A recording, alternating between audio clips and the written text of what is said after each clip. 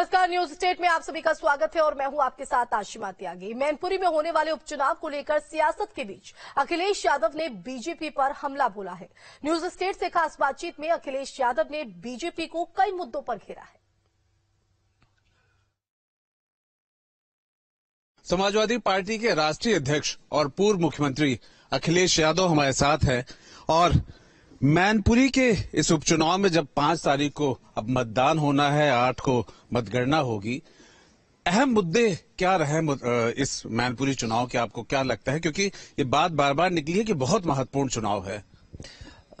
मैनपुरी का चुनाव वो क्षेत्र है जिसने नेताजी को बनाया है और नेताजी यहाँ घर घर में लोगों को जानते हैं।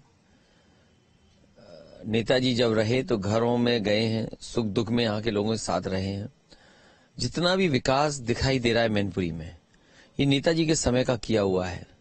सड़कों का जाल हो, अस्पताल बने हो, इंजीनियरिंग कॉलेज आया हो, सैनिक स्कूल आया हो, बड़े बड़े पुल बने, बिजली में सुधार आया, स्वास्थ्य सेवाएं बेहतर हुई, पीएससी सीएससी जहां बन सकते थे वो बने, मंडी का व्यवस्था की, अंडरग्राउंड केबलिंग हुई, बहुत कुछ काम हुए हैं जो आज दिखाई दे रहे हैं। ये कई इलाके ऐसे थे जहां पहुंच नहीं सकते थे। आप इटावा से मैनपुरी नहीं जा सकते थे, मैनपुरी से आगे जाने में बहुत समय लगता था।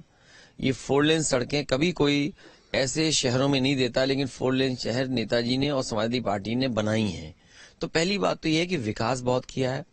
नेताजी लगातार यहाँ के लोगों से जुड़े रहे, राजनीति की किसी भी ऊंचाई पर यहाँ के लोगों ने पहुंचाया हो, लेकिन नेताजी अपने जमीन के लोगों को कभी नहीं भूले। नेताजी यहीं पढ़े, नेताजी ने यहीं पढ़ाया, नेताजी संघर्ष लोगों के साथ किए। ऐसे तमाम परिवार लोग हैं जिन्होंने समय समय पर नेताजी को चंदा दे करके पार्टी को मजबूत बनाने के लिए और आगे बढ़ाने के लिए सहयोग और समर्थन करते रहे। इसलिए ये चुनाव नेताजी की याद में और नेताजी को याद करके लोग मतदान करने जा रहे हैं।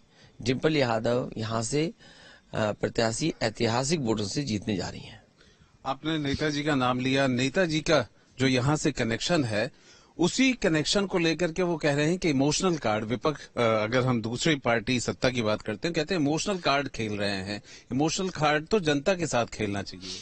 देखिए, नेताजी नहीं है हमारे बीच, ये सच्चाई है। और ये भी सच है कि नेताजी का लगाव मैनपुरी की जनता से बहुत करीब का था। नेताजी आए ना आए, प्रचार करें ना करें, लोगों से एक बार कह जाएं कि उनकी मदद करें, लोग स्वयं वोट डालते थे। संगठन और जनता स्वयं नेताजी की मदद करती थी। तो सवाल यह है कि जब नेताजी नहीं है तो पूरा देश देखेगा आखिर जिस लोकसभा से नेताजी इतनी बार चुने गए हैं, आज फिर चुनाव वहां हो रहा है, तो कितने वोटों से यहाँ की जनता जिताएगी। इसलिए नेताजी के लिए, पार्टी के लिए ये क्षेत्र हमेशा महत्वपूर्ण रहा है। और अब क्योंकि नेताजी नहीं है, ये समाजवादी विरासत जो दी है, कौन देता है? हम सभी लोगों को, जितने समाजवादी लोग हैं या और जो जनता है, समाजवादी सिद्धांत खो गया होता। नेताजी ने पार्टी को खड़ा किया, समाजवादी सिद्धांत जिंदा किया। लोहिया को याद कम करते लोग, लेकिन कम से कम नेताजी ने लोहिया को जिंदा किया। और वो जेपी और जो आंदोलन चले या जिन समाजवादी नेताओं ने विचारधारा दी, कम से कम नेताजी आज उन चीजों को हम लोगों के बीच में छोड़ के गए हैं।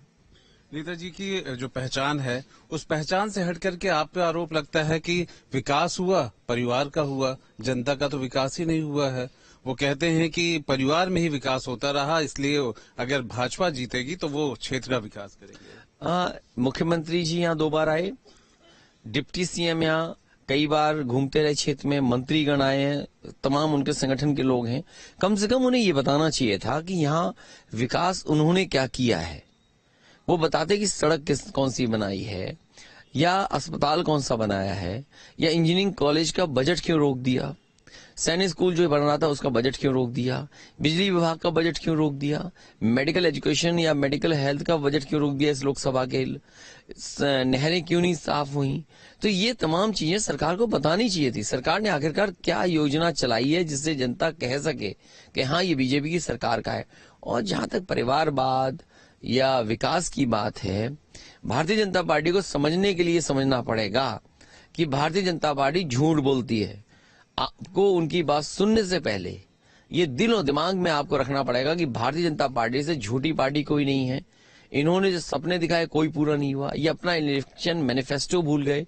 जो पार्टी अपना इलेक्शन मैनिफेस्टो भूल जाए उससे क्या उम्मीद करोगे? मैनपुरी जहां कभी नहीं जीते वहां पर विकास कराएंगे? 1 डिस्ट्रिक्ट 1 प्रोडक्ट में कितना पैसा दिया आपने? यहाँ के टूरिज्म मंत्री जो बने हैं नए, ये बताएं टूरिज्म विभाग में क्या बजट दिया है यहाँ? पर जब इस तरह की बातें हैं तो फिर कैसे आप इनके उस बातों का जवाब देंगे जब वो जनता के बीच जा रहे हैं, कह रहे हैं कि नहीं यहाँ तो परिवार के साथ साथ समाजवाद भी वो दूसरी तरीके से बताते हैं। वो तो कहते हैं कि हम रामराज लाएंगे यहाँ पर। देखिए, मुख्यमंत्री जी ने और भारतीय जनता पार्टी ने कितना समाजवाद और कौन सा समाजवाद पढ़ा है मुझे नहीं पता, लेकिन जो भाषण में मैं सुनता हूं, मैंने पहला समाजवाद का भाषण उनका सुना था विधान परिषद में, जब उन्होंने कहा कि ओशो ने ऐसा समाजवाद कहा था कि समाजवाद के पक्ष में है ही नहीं कुछ। मैं ये कहना चाहता हूं कि मुख्यमंत्री जी को कहां से समाजवाद पढ़ने को मिल रहा है? क्या ओशो की किताब से उन्होंने समाजवाद पढ़ा है? और फिर रामराज्य की जो बात करते हैं, क्या कोई कल्पना कर सकता है बिना समाजवाद के रामराज्य? जो रामराज्य है वही समाजवाद है, और जो समाजवाद है वही रामराज्य से जुड़ता है। एक सवाल और भी है कि एक तरफ इकोनॉमी की बात होती है, क्षेत्र की बात होती है, वो कहते हैं कि कानून व्यवस्था बेहतर हो गई, यहाँ पे जो भैंसे चोरी होती थी इस तरह की कुछ नहीं होगी और भारतीय जनता पार्टी का प्रत्याशी जीतेगा, इस तरह के वो।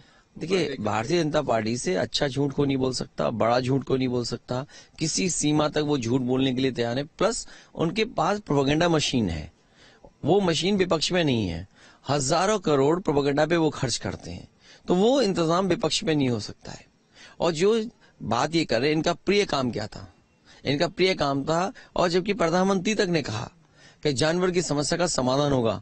आज लगभग 6 साल पूरे होने जा रहे हैं, सड़कों पर सांड घूम रहे हैं, और जो गौशालाएं बनी थी उसका बजट कहां चला गया, और आज भी कोई भी सुविधा नहीं मिल पा रही है जिससे गायों की रक्षा हो सके।